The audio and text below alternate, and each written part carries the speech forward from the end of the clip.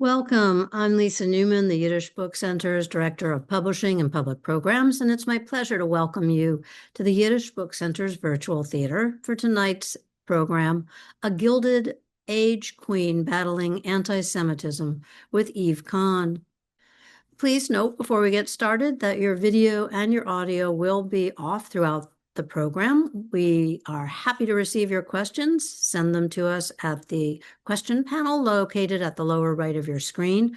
We ask that you keep questions short and refrain from comments so that we can try to get to all of the questions following the program this evening. I'm delighted to introduce Kahn. Eve is a regular contributor to the New York Times, as well as publications including the art newspaper, Preservation and Apollo.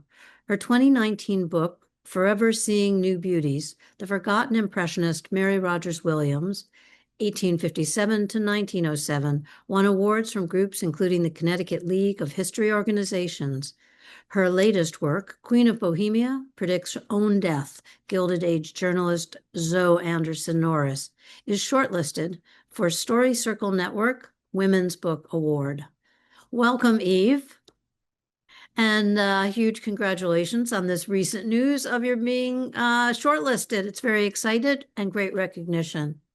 Thank you. Just got that breaking news this morning. Thank you, Lisa, for incorporating that into this great springboard. I am incredibly grateful for the chance to give this talk for the Yiddish Book Center, an institution that I admire so much. I grew up in a Yiddish-speaking household. I never learned much from my parents. Or my grandparents. I can only say things along the lines of, why are you hawking me a chinik? Why are you yanking my chain? Why are you rattling me? That's about all I inherited from my ancestors. So I'm going to share my screen. I'm going to talk for about 20-ish minutes about the twists and turns of fate that brought Zoe Anderson Norris from rural Kentucky to rule New York's Bohemia and to fight for the poor with her pen. She published millions of words of fiction and journalism. A whole cluster of it dealt with the Eastern European Jews, the Yiddish-speaking community on the Lower East Side. She lived among them. So I'm going to give you a 20-ish minute summary of her life and works, and then there's going to be a little Yiddish dessert. I'm going to delve deeply into how she documented the words and deeds of the Yiddish speakers in her milieu. So, she was born in 1860 in Harrodsburg, Kentucky, in central Kentucky. A little old dog kennel town is how she described it by the time she became a committed New Yorker around 1900. She was the 13th of 15 children of Henry Tompkins Anderson and Henrietta Ducker Anderson. Henrietta was the long-suffering mother of 15 children, and Henry was an impractical theologian. Before Zoe was born, he'd worked as a pastor for various congregations of the evangelical faith that he had converted to as a young man, the Disciples of Christ. By the time she was born, you're seeing her lower left as a steely, determined little girl. By the time she was born, he was focusing on translating the New Testament again from ancient Greek sources through the lens of the Disciples of Christ, making minor variations on past translations. You're seeing some of the editions that have been published of it over the years, top left. His edition was rather expensive, about $1.50 each, and he never made much money with this project. There was a flood of cheap Bibles after the Civil War, and his edition couldn't compete. Zoe grew up at what she would later describe as the ragged edge of poverty, which I believed helped her sympathize with the immigrants that she lived among by the 1910s. Both her parents were very well educated, particularly Henry. He was fluent not only in ancient Greek, but also in Hebrew and Latin. That level of erudition was only possible in the American South before the Civil War because enslaved Black people had done much of the hard work around Zoe's family's homes. At the beginning of my biography of Zoe, there's a thankful tribute page along these lines. I excavated as many names as I could find of people enslaved by branches of Zoe's family in Kentucky, as well as Missouri and Virginia. It's because of their labors in captivity that she grew up in a cultured milieu. So her wit, her vocabulary, her writing skill, her career, in a sense, was made possible by enslaved labor when she was small. So my research, my writing, my book, my lecture here tonight, even, in a sense, success were made possible by the labors of people in captivity. As many names as I could find from archives and newspapers, I included them at the beginning of my book.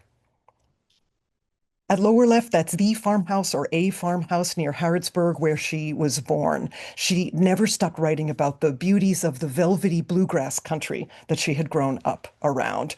At top left is a plantation near Fredericksburg, Virginia, where her family moved around 1870 when her father was in failing health. She would have seen fresh scars of the Civil War all around there. There had been house-to-house fighting there. She wrote over the years about traumatized Civil War veterans, like members of her own family. She had had relatives who fought for the federal forces and relatives who fought for the Confederacy. She wrote over the years about men who had had no idea in the chaos, the haze of battle, whether they had just killed off someone they loved. These are a few of her 14 siblings and their spouses. I'm not going into any salient detail about them. It would take up the rest of our time here this evening. Suffice it to say that a number of them became portrait painters, photographers, and musicians. Creative, entrepreneurial, enormous family. But Zoe's the only member of this clan who decided it would be a good idea to put anything in print, to write anything, to publish anything in the footsteps of their father in order to eke out a living. After her father's death in 1872, she was sent to an elite girls' boarding school in her hometown. Daughters College, this high school was called. The gorgeous neoclassical building that housed it survives in Harrodsburg. It's a luxury hotel, and it's full of memorabilia from when it served as Zoe's high school. The head of the school, John Augustus Williams, had been a good friend of her father's. I'm sure he gave Zoe some kind of tuition break. It was a quite expensive school. He sternly told his students, do not marry until you have developed enough professional skill, perhaps as a stenographer or a teacher, that you can support your family if the male breadwinners you're counting on fail you. And Zoe didn't listen to him. She married days after graduation in 1878 at age 18, like an idiot, and quoting a memoir essay she wrote just before her death in 1914. She married, like an idiot, Spencer Norris. He was a boring and adulterous storekeeper who'd grown up in Harrodsburg. They had known each other since they were children. They marry in 1878. They quickly have a son named Rob and a daughter named Clarence. By the 1880s, he's moved the family to Wichita, Kansas, where the economy is booming. And Spencer runs a series of specialty grocery stores there. That's him at the left at the reins of his delivery wagon in Wichita. Also in the 1880s, Zoe's widowed mother and a number of Zoe's siblings go to homestead at the Kansas frontier.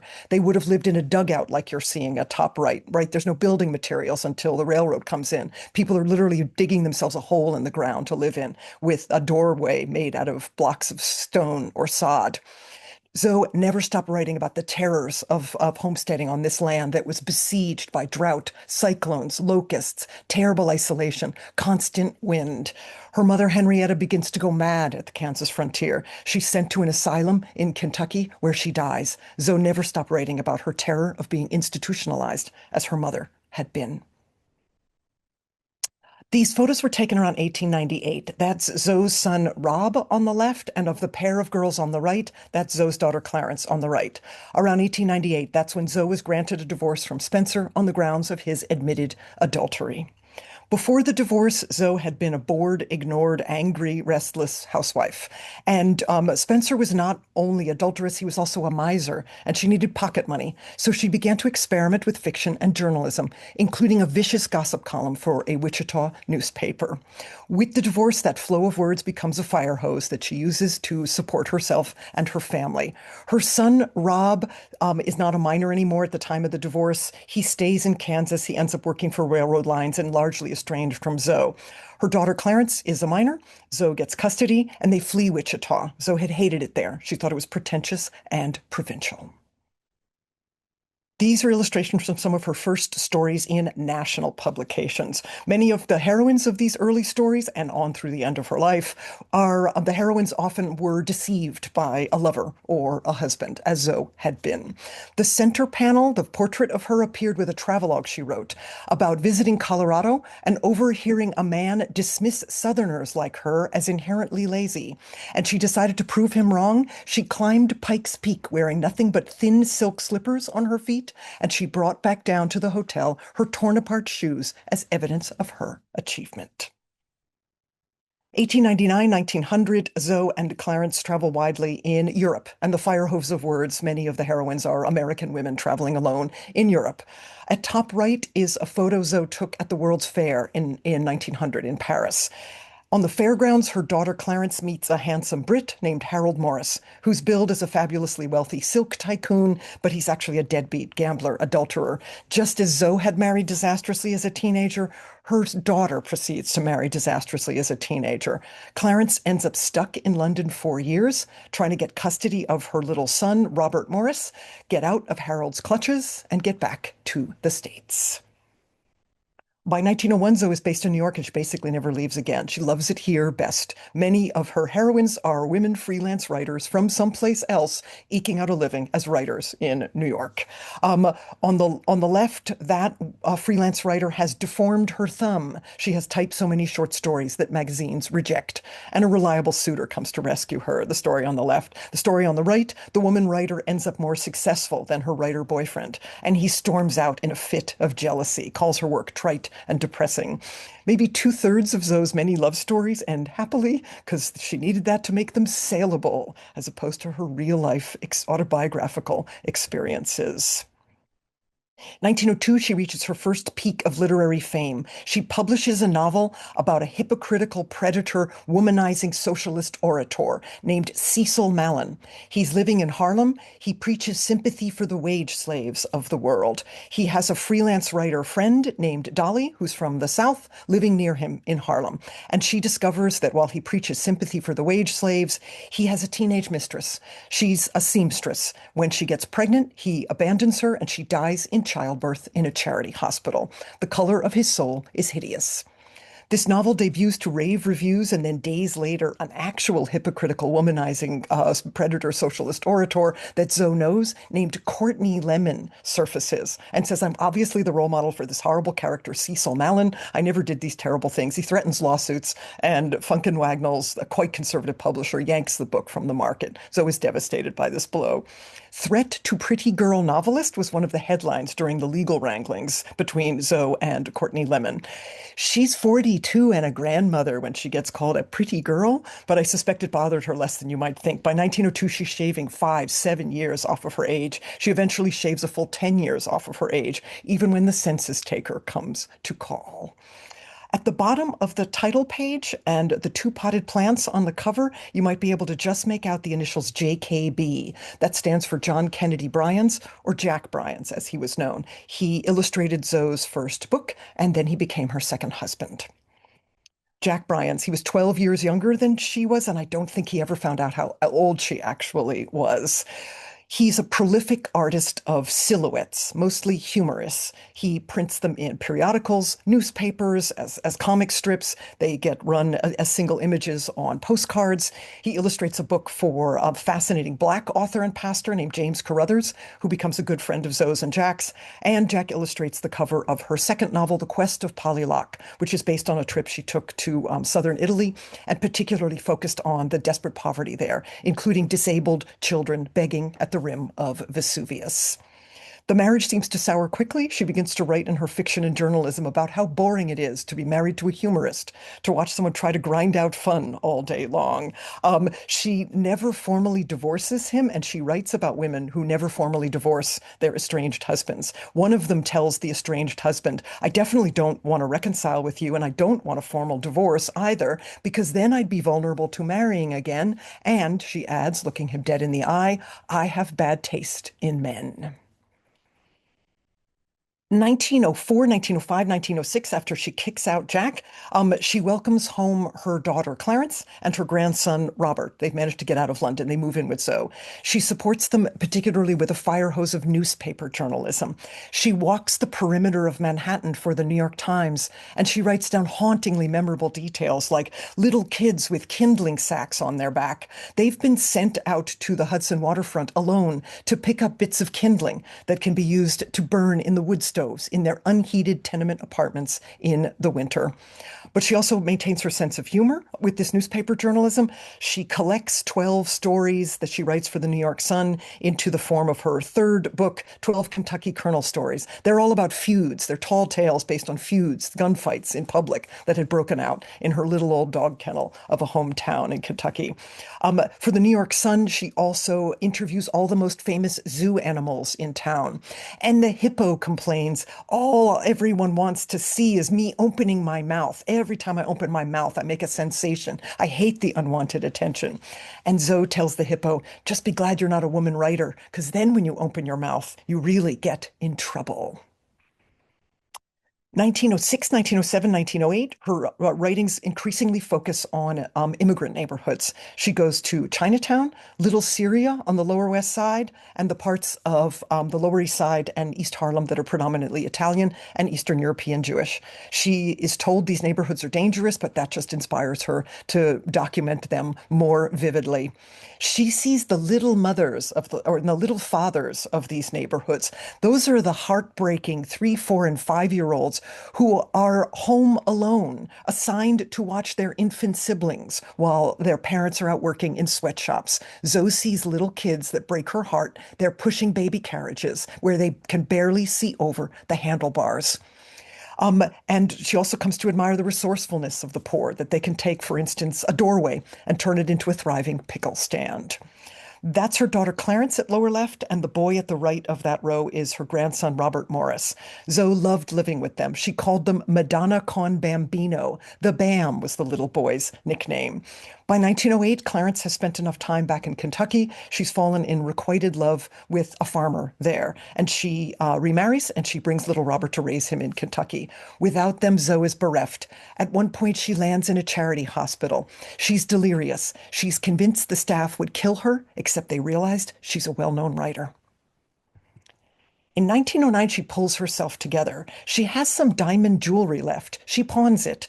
She announces to the world, I'm going to pawn my jewelry and I'm going to attempt an experiment. I'm going to try to run my own magazine now. I've worked for men all these years. She announces that male editors over the years have stiffed her on fees, plagiarized her, sexually harassed her, accused her of various misdeeds. She announces, I'm going to start my own bi-monthly publication as an experiment.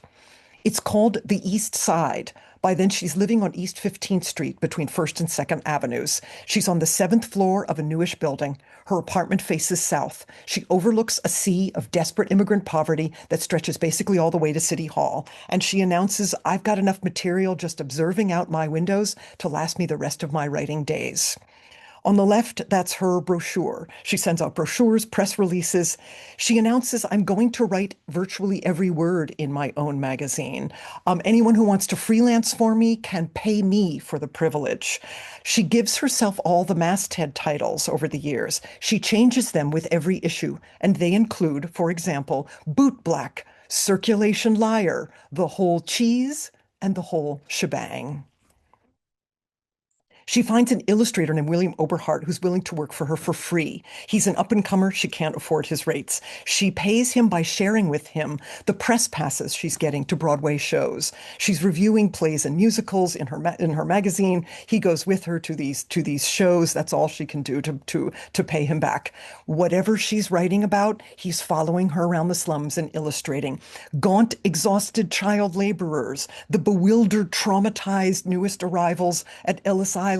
I will tell you in the little Yiddish dessert here this evening, focusing on her descriptions of the words and deeds of Yiddish-speaking immigrants, just how vividly she was able to document the lives of the Eastern European Jews when they reached the shores of the Promised Land.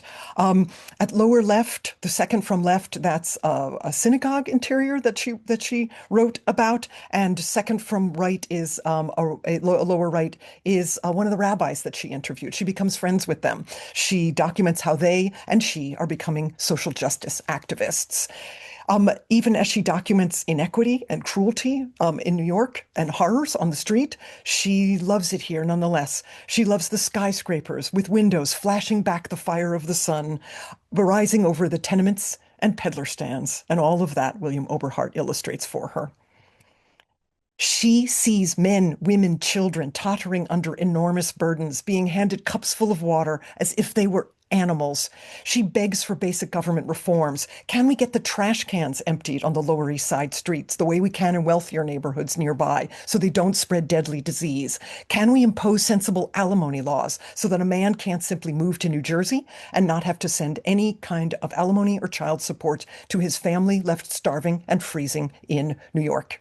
She interviews the families of the victims of the Triangle Shirtwaist Factory fire, in 146 people killed in a matter of minutes on March 25th, 1911. She documents how the charities that had raised money to help them had stolen the money, had pocketed the money. She documents in vivid detail in her own magazine. She's kind of going broke running this magazine. But she pretends to be even poorer than she is, just to see how philanthropists, passersby treat her. She reports undercover. At one point, she wraps herself in shawls. She borrows an accordion. She attaches a cup to it for coins, and she goes out on the streets and begs, pretending to be an immigrant musician beggar. However, one of the few songs she can play on the accordion is My Old Kentucky Home. She does not make a persuasive immigrant beggar, and she makes fun of herself for this in her own magazine. At lower left, that's a portrait of her that appeared with one of the nationally syndicated profiles of her. She got written about as one of the few women to choose to live in the slums and write about the experience. She wrote in her magazine about writing, all the aspects of it, the typing, the bringing the pages to the incompetent typesetter, having the pages printed and then bound with fiendish crookedness by incompetent binders. She wrote about all these aspects, and then she got written about for having written about all these aspects. And then she wrote about what it had been like to be interviewed and written about for having written about all these aspects of writing. So here I am today, rattling off her story at top speed. I'm a woman writer who's written a book about a woman writer who wrote about what it was like to be written about for writing about writing.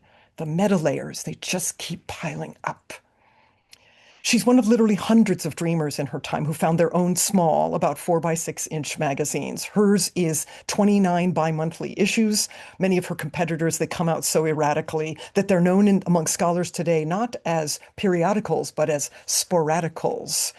One of her main female counterparts is Emma Goldman, right? The great firebrand anarchist. Emma Goldman publishes Mother Earth magazine, just a few blocks from Zoe's literary sanctum, as she called her apartment. But Mother Earth took contributions from multiple authors. Zoe's the only major woman magazine publisher of her time who wrote virtually every word as the whole shebang.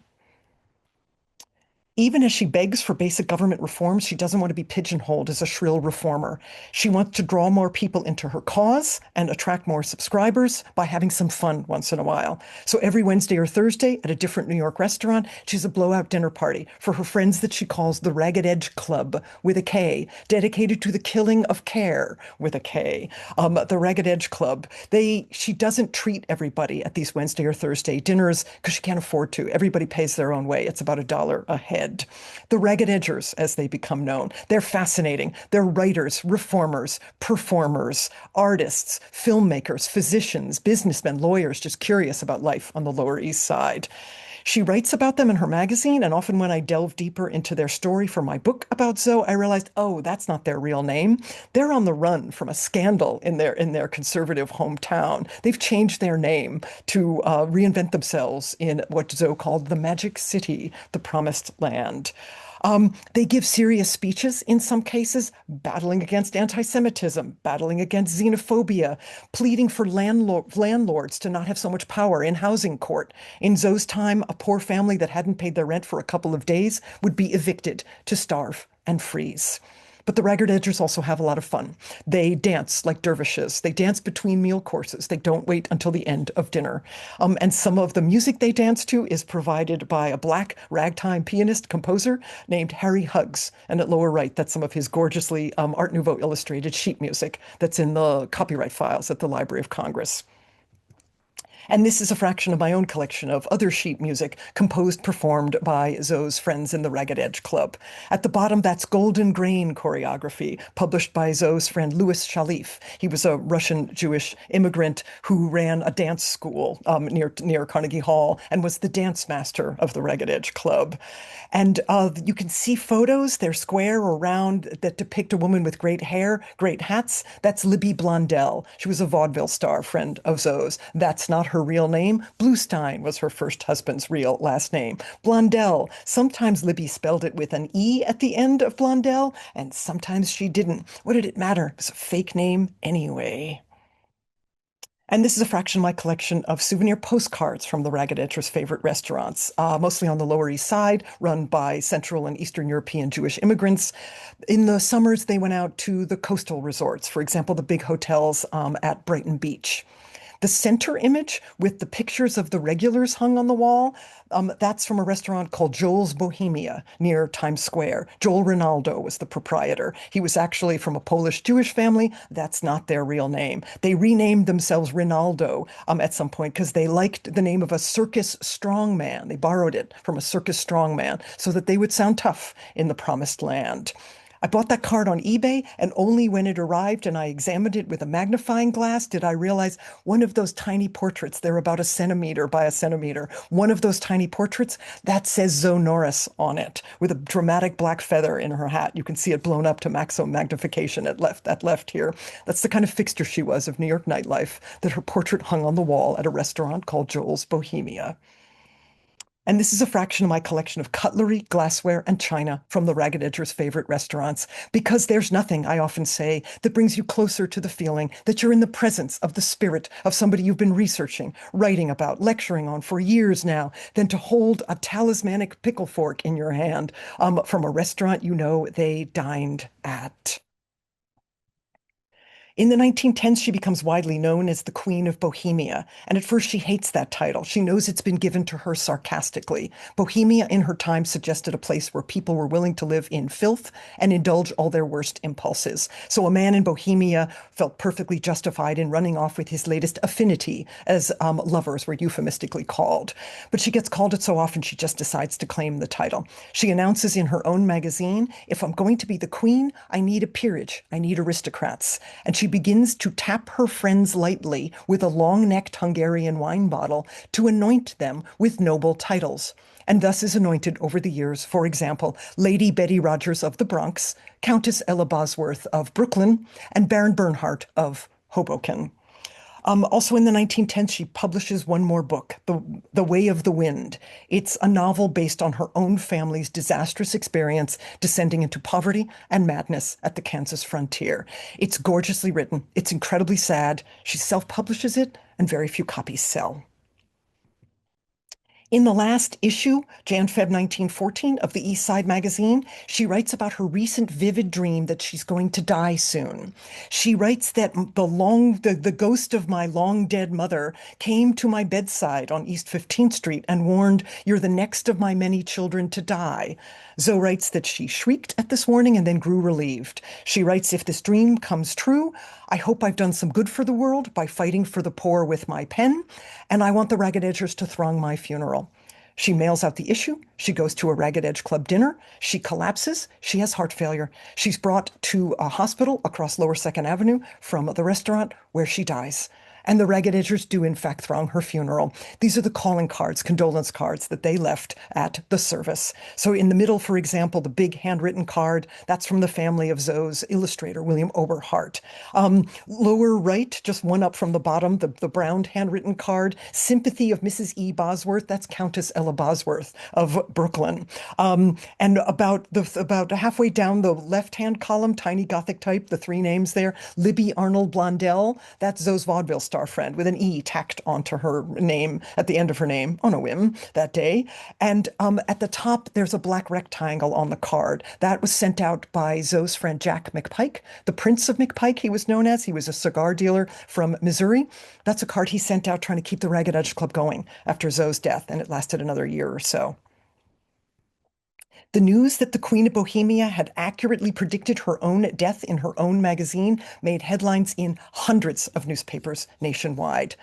She wanted to be buried in New York, but her family sent her body home to the family plot in Harrodsburg. The gravestone says it was erected by the Ragged Edge Klub of New York. I've no idea who's puzzled over that over the years. Erected by the Ragged Edge Klub, but I do think I know why it has her exact death date, Feb 13th, 1914 on it, but no information about her birth year. Nothing. Nothing says 1860 because I think people were trying to protect for her, even for the afterlife, the secret of how old she really was. Queen of Bohemia Predicts Own Death was a recurring phrase in the headlines on the hundreds of obituaries, which I've adapted for the title of my book about her.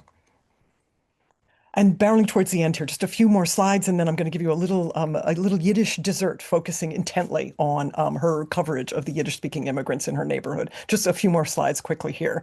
Her legacy. That's her grandson, Robert Morris, on the left. The Bambino, as she called him. He joined the Navy. He became a hero during World War II. He was an admiral. He helped land American forces on the shores of the Mediterranean and freed Europe from Nazi control. Her daughter Clarence's second husband was named Fletcher Chelf. He was a seed company owner and a farmer. Fletcher and Clarence had a daughter named Mary, born years after Zoe's death, who became a globe-trotting soprano, a performer who eventually retired to Harrodsburg. And in honor of the grandmother she never knew, but whose story fascinated her, she founded the Ragged Edge Community Theater on the main drag in Harrodsburg, a nonprofit that thrives to this day. Zoe had no will. She had no possessions of value, but what she did bequeath us all, of course, is a great story. I own more of her work in print than I suspect she did, and more of it kept surfacing, even as I handed in my manuscript to my editors at Fordham University Press. Another great story by her surfaced in a magazine on eBay called, of course, The Bohemian. I had been looking for it for years. I knew it existed. I'd seen newspaper references to it, but I couldn't find it till the absolute last minute. There's an essay in it describing a day when she was fired by a newspaper editor, accused of various misdeeds. She's definitely sending me messages from the afterlife, making this kind of material surface. I had to rewrite an entire chapter based on something that surfaced at the very last minute. And I tracked down her illustrator, William Oberhart, his descendants in rural Maryland. And they had an enormous archive for him. He'd gone on to massive fame, including for illustrating the first covers of Time magazine in the 1920s. The family had his archive stacked to the ceiling in the attic in their farmhouse in Maryland. They donated everything, bless them, to New York Historical. So it's nice and safe, but New York Historical sensibly wouldn't take the lithograph stones. There were a few left in family hands, and I had to have that lithograph stone you're seeing at left, because at lower left, that's a portrait of Zoe that appeared in one of the last issues of the East Side magazine. The family put that stone in 3 tote bags for me, and it tore through all 3 tote bags on the Amtrak ride home. But I got it back to New York, where Zoe felt most at home. And finally, on the right, that's me in front of her building, 338 East 15th Street. I'm holding up the cheapest imaginable reprint of the East Side magazine. That photo was taken maybe 6-ish months into my Zoe journey, so maybe early 2019. And I went back 6-8 months later and I realized, oh, wait, the last time I was here, there was graffiti on the door in purple chalk that said lost. And now the graffiti's gone because she's not lost anymore. She's found. And now if you bear with me, I'm going to stop sharing and I'm going to open a different screen and I'm going to give you a little Yiddish dessert focusing on her documentation of the words and deeds of Yiddish speakers. So I'm going to open this and I'm going to share again. And so, Lisa, is that coming through? It is, but you need to go the next step to make it full screen. Okay, so need to go to the next step to make it full screen. Hang on one second. So you're seeing this and then full screen. Yes? Yeah, Yes. perfect. Perfect. Okay, got it. So a little Yiddish dessert quickly. This is a photo of Zoe's building taken in the 1970s by her granddaughter, Mary, who was fascinated by the story of the grandmother she never knew. This photo itself is a family heirloom. I weaseled my way into that building multiple times, and I can describe my shenanigans, my undercover reporting to you in the chat if you're curious. Weaseled my way into Zoe's apartment, and got a sense of how she overlooked the court of 100 living windows, she called it. It was where she observed mostly Eastern European Jews and wrote down everything that she saw and heard to report in her magazine. This is her friend Alexander Harkavy. And if we were live in a room, I would see nodding heads of recognition all around. Alexander Harkavy was, of course, a great Yiddish lexicographer. He also was, at one point, the Yiddish speaking rep for the Hebrew Immigrant Aid Society out at Ellis Island. Alexander Harkavy showed Zoe the deportees in cages, sobbing, begging for him or anyone else to pull some last-minute government string so that they could stay in the promised land that the rest of their family had gotten into. But they'd been deemed unfit in some way, and they were being shipped back. They were sobbing. In Zoe's time, you didn't get shipped back to the hamlet in Ukraine, for example, that you came from. You got sent back to Antwerp or Hamburg or Southampton, where the shipping line had picked you up, and then you had to find your way home to face worse threat of violence and deeper poverty than you had run from. Alexander Harkavy at one point brought Zoe to meet a group of deportees on a hot fall day. They were in a cage, they were sobbing, but some of them were nonetheless blowing the shofar to celebrate the coming of the new year. They had unshakable faith in God, although that new year was almost undoubtedly going to bring them into worse trauma than they had already run from. Alexander Harkavy was Zoe's friend. And this is one of William Oberhardt's many sympathetic portraits of the new arrivals. At the threshold of the magic city is how Zoe described this woman portrayed on the cover of her magazine. Another image by William Oberhardt. Look at her downcast expression. Look how rail thin she is. Look at the stitches on her sacks. These are the people that Zoe saw newly arrived and frantic to get their entire family past the guards to not be deported, to stay in the promised land. This is one of the rabbis she knew, but I don't know which one. I know she knew a rabbi named Jacob Goldstein, and I can't find a photo of him. He was a chaplain at the tombs and Sing Sing. He was a prison chaplain. He brought Zoe to meet a teenage boy who had attempted suicide. He'd lost his job. He was supposed to be the family breadwinner. You got jailed in Zoe's time for attempting suicide.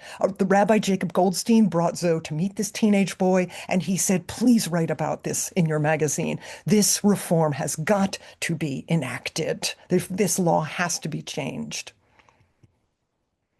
This is a synagogue I know she worshipped at. She tried to understand Jewish rituals. This is at 242 East 7th Street. I know she went here to pray for a little boy who was sick. She could overhear him crying in her courtyard. She went here. She admired the unshakable faith of the Jews and tried to share it. And this is another synagogue I know she went to. This is 60 Rivington Street. It's a sculptor's studio now. The previous one, that's apartments now. This is a sculptor's studio. I'm desperate to get in. You can see me looking all longing in front. And why do I know she was here? Because look at that rose window. That's the rose window that appeared in a scene of the women's galleries of that synagogue. That synagogue at 60 Rivington was the only one on the Lower East Side that had two tiers of women's galleries like this. William Oberhardt somehow got in to the women's galleries during services, but I suspect he was less conspicuous up there than he would have been down on the floor, the main floor with the worshiping men. And this is a Hebrew greeting that appeared on the back cover of one of the issues of the East Side. I'm told this is accurately rendered in Yiddish, so she must have known the publishers whose work also survives, of course, at the Yiddish Book Center. This man she called the Turkish towel man. And I love you, Zoe, very much, but almost undoubtedly those are prayer shawls. They're not Turkish towels. But I love how sympathetically William Oberhardt portrayed him. And this is a tiny sketch in the margins of an issue of the East Side of a peddler with prayer shawls, among other products, looking out at the courtyards that Zoe saw, where laundry was strung up on lines in between the telephone poles. This, I'm told, is not accurately rendered in Yiddish. This, I'm told, is gibberish in Yiddish. But William Oberhardt made a very, very, very wholehearted attempt to copy Yiddish writing. This, I'm told, he got wrong. But this I'm told he got right. It does say soda on the front and cigars on the side in Yiddish. Look at the resourcefulness of the Jewish poor in Zoe's time. Someone has literally turned their stoop, their tenement frontage into a stand that got soda taps attached to it. There's a vitrine here where the cigars would be at the front, and they're also selling periodicals and newspapers. Look at the resourcefulness of the poor that Zoe admired and that William Oberhardt captured. And this, I'm told, he got kosher right on this street sign, this sidewalk sandwich board. Again, this is a tiny, tiny image that appears in a margin of one of the pages of the East Side magazine. And this is 33 Pike Street. This is the vicinity of 33 Pike Street. I know Zoe was along here. There's a synagogue at left. I know Zoe was along here because this is one of the streets where she interviewed the families of the victims of the Triangle Shirtwaist Factory fire. I know that she interviewed Louis Altman, the father of Anna Altman, who had been killed in the fire.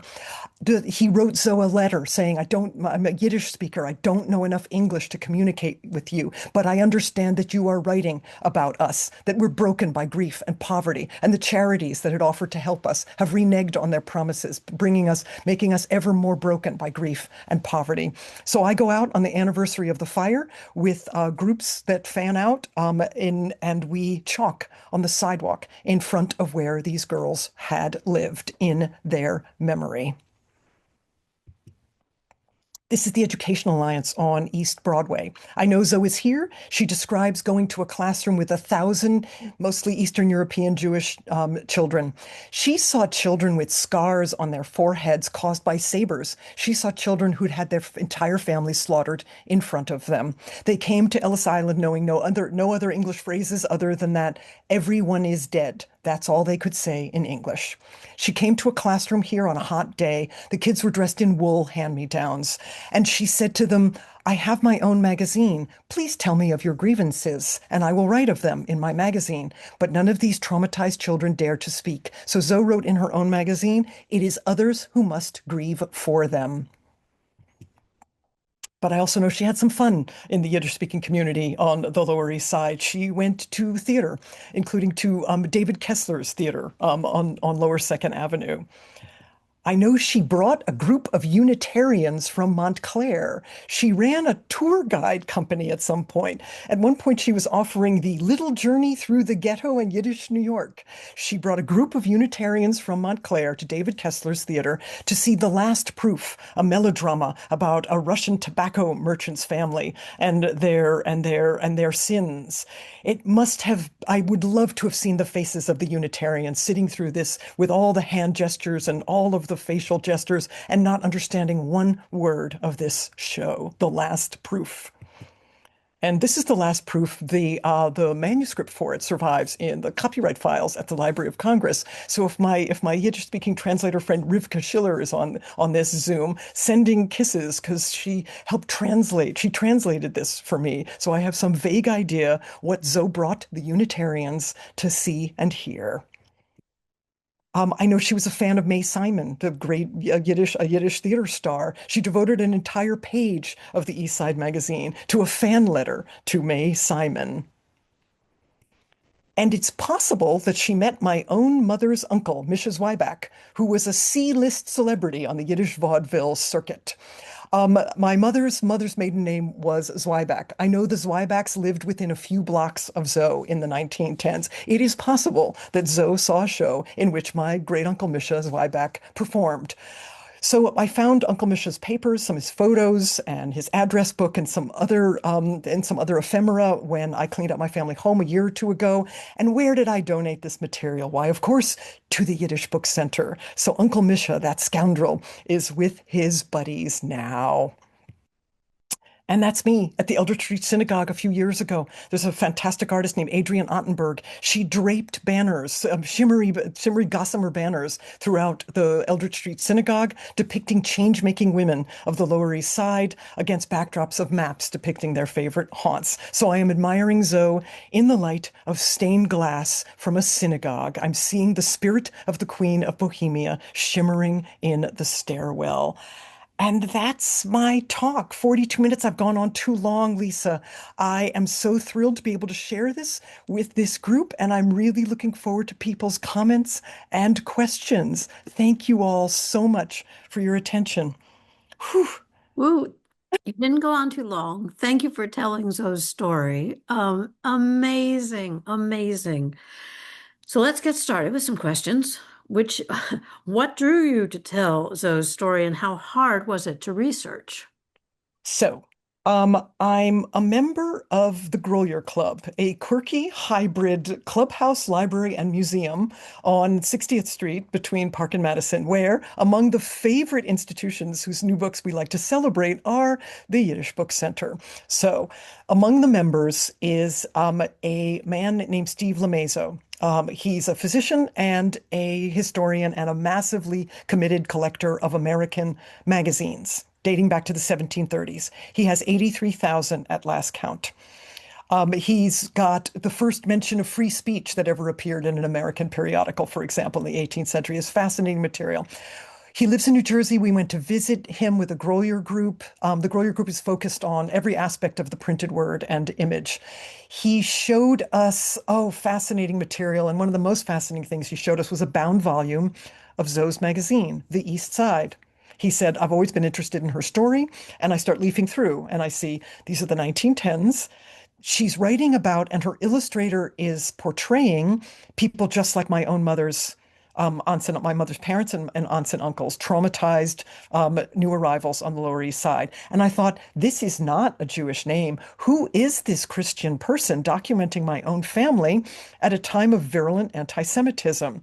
And so in Steve's basement in New Jersey, I started Googling, why isn't there any scholarship about her? So that's what got me started, is her sympathy for my own clan. And then the difficulties of researching her. The family has minimal papers from her. And there's minimal correspondence, manuscript material scattered around here and there. The favor she did me was to publish millions of words of fiction and journalism. And what's fiction is much of it is autobiographical. She told her story, and it's in print, and it's 85, 90% digitally available. And then the other 10%, I tracked it down either digging deep at the Library of Congress, New York Public, or trolling eBay. Wow. Yay, eBay. We know many a fan of that one. So one of the questions is whether or not East Side is digitized. So when I started there's 29 issues. The answer is yes. That's the short version. The longer version is how much fun I had making sure that the whole run was digitized. When I started this project, she lived to bound 4 volumes of 6 issues each, 4 years of it. And then she died before she could bound only 5 issues of the last volume. There's no volume 5. Right, that's actually bound and digitized. It exists in very few institutional hands, so I bought it on eBay.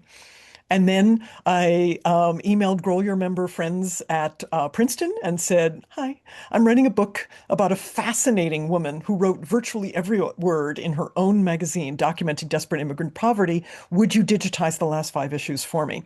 And they said, sure, come to Firestone, have a cup of coffee. We'll be right back. Oh, sorry, it took 45 minutes instead of half an hour. Here are your 5 issues back. May Princeton live forever. That's totally wonderful.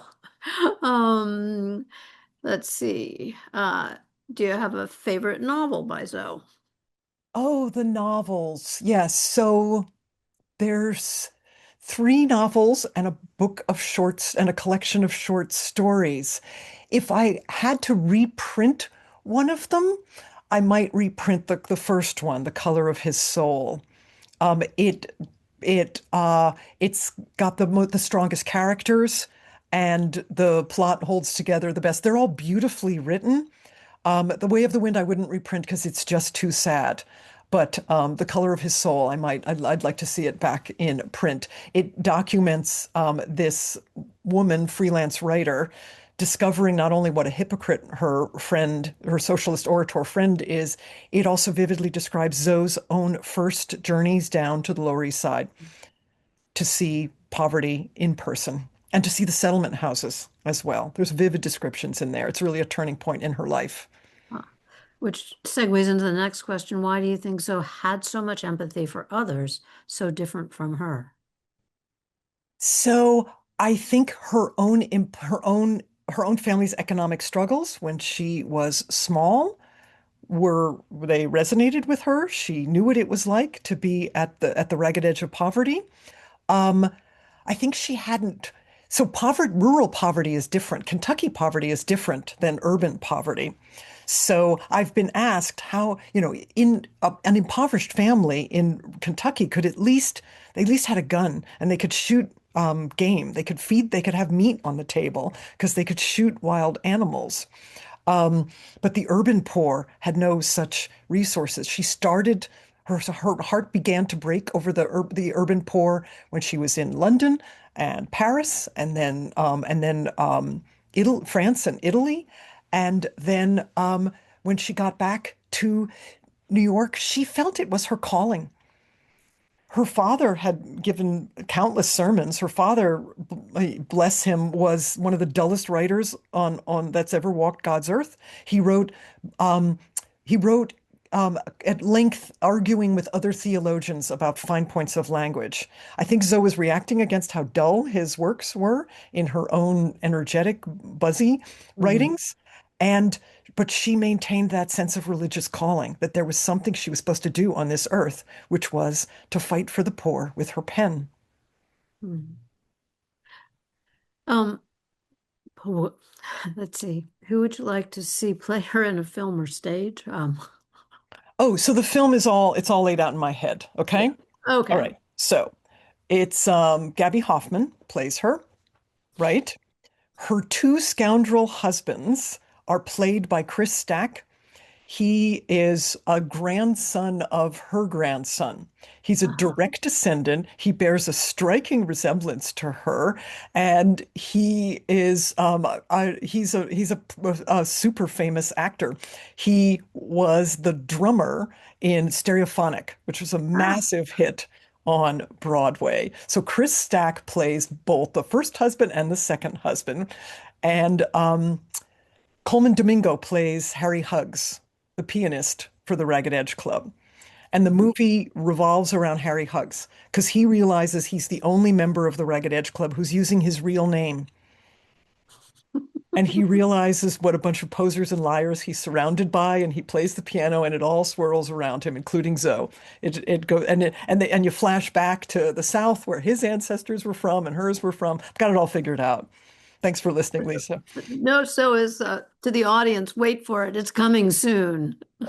Yes, the movie rights are in fact still available. Okay, just to be clear. So whoever you are out there, there's interest. How did she have the means to travel in Europe? So she was supporting she was hand to mouth in Europe too. She'd made some money as a writer before she left. And she sold a piece of family property too at some point. That might have been part of the savings. Mm. Everyone, you're about to see Cleopatra, the world's most beautiful. Well, no, that's not true. Oren also has a beautiful black cat with golden eyes. So everywhere she went in Europe, she mined her experiences there to sell another story. And her stories from there ran in national syndication. They ran in periodicals. So national syndication in her time meant that a syndicate would send it out, and the same story would appear in 150 newspapers nationwide. This kind of thing. So she scraped by in Europe. She'd never traveled first class. She didn't treat herself. She was not Mhm. wearing, lavish outfits, this kind of thing. Um, what was her relationship with other women writers who were her contemporaries? So when she got to New York, she joined the Women's Press Club. and she did feel some support early on from women around her, but by the end of her life, she had still had a handful of women writer friends. There was one named Mabel Herbert Erner, who was a prolific newspaper columnist and novelist, eventually became a screenwriter. There was a writer named Sophie Irene Loeb, who became, in addition to a writer, an activist. Her causes included keeping poor families together if they did get evicted, not separating the children and sending them off to some horrible orphanage. There were a handful of women she still felt close to, but she was largely embittered that women didn't stand up enough for each other when there was trouble. And she didn't at first support the suffrage movement. She wrote in her own magazine, a simpering idiot in silk and velvet, some rich blue blood, came to the Lower East Side to try and convert me to the cause of suffrage. She hadn't the brains of a stuffed toad. We don't have time here to get the vote, advocate to get the vote, vote for men that might support our causes, run for office ourselves, maybe. We have children starving and freezing on the streets here. We have urgent problems. If she eventually came around to suffrage, if I'd been friends with her, would I have thought of her as what is known as a girl's girl? I'm not sure. She definitely wouldn't like the fact that I want the truth to be told about her when she didn't want that truth told, particularly her age. She was incredibly vain about her age. Uh, you mentioned if you had her as a friend, you always play that game of who would you want at a dinner party? Put her on my list, Eve, please.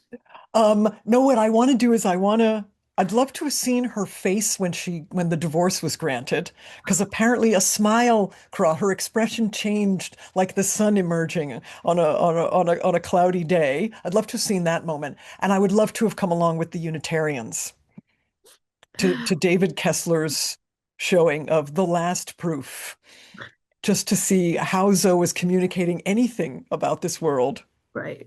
to them.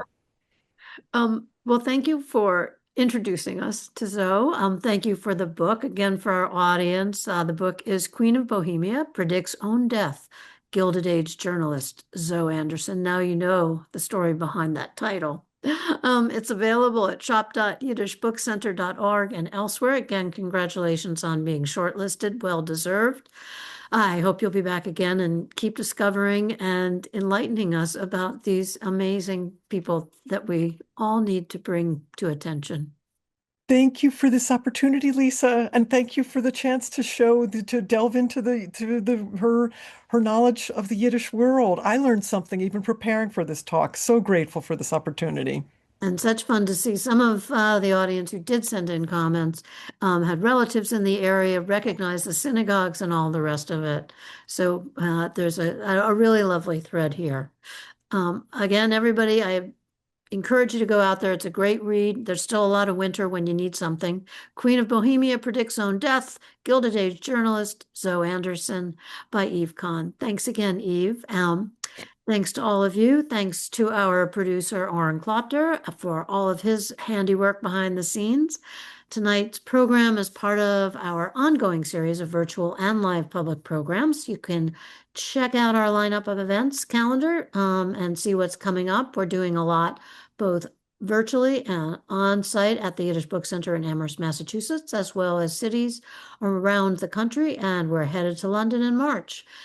So check it all out at yiddishbookcenter.org/events. You can learn more and register for any and all of these programs. I'd also like to thank all of you in the audience whose support makes possible all of our ongoing programming. If you would like to learn about becoming a member, giving a gift membership, or becoming a sustaining member, I urge you to go on to yiddishbookcenter.org, and we will continue to bring you all of these programs and more. Thanks again, and hope to see you all again very soon. Bye-bye.